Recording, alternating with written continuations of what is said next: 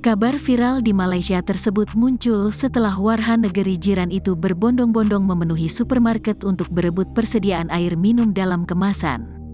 Panik buying air kemasan yang terjadi di Malaysia ini terutama melanda wilayah Penang.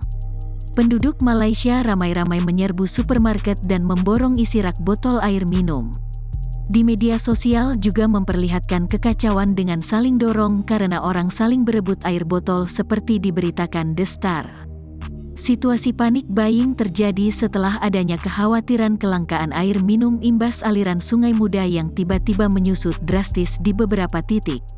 Bahkan saat ini, rak-rak yang biasanya dipenuhi botol-botol air mineral sudah ludes isinya karena diburu warga. Sebagai informasi, Sungai Muda adalah sungai terpanjang yang terletak di sebelah utara Malaysia. Jutaan orang bergantung pada sungai ini karena menjadi pemasok air baku bagi banyak perusahaan penyedia air bersih. Sungai ini memiliki panjang 178 km dan melalui daerah-daerah Baling, Sik, Kulim, dan Kuala Muda, Kedah dan seberang Perai Utara, Penang sebelum mencapai Selat Malaka. Imbas menyusutnya debit air Kedah, air keran dari PDAM di rumah-rumah penduduk berhenti mengalir.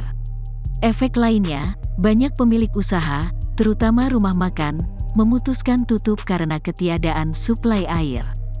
Dengan menyusutnya pasokan air dari Sungai Muda, berdampak pada menurunnya ketinggian permukaan di banyak waduk yang menyuplai air baku.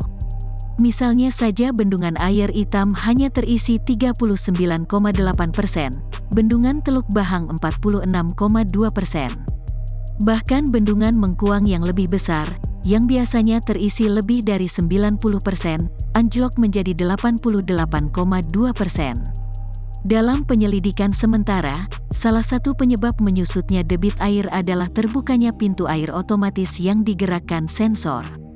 Yang mana, sensor yang terpasang disebut-sebut mengalami kerusakan.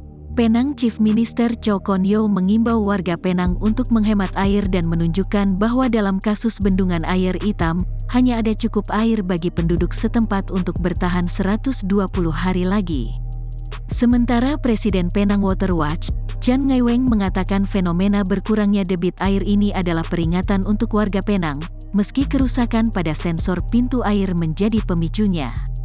Penggunaan air harian per kapita Penang melonjak hingga di atas 300 liter tahun lalu, tertinggi di negara ini.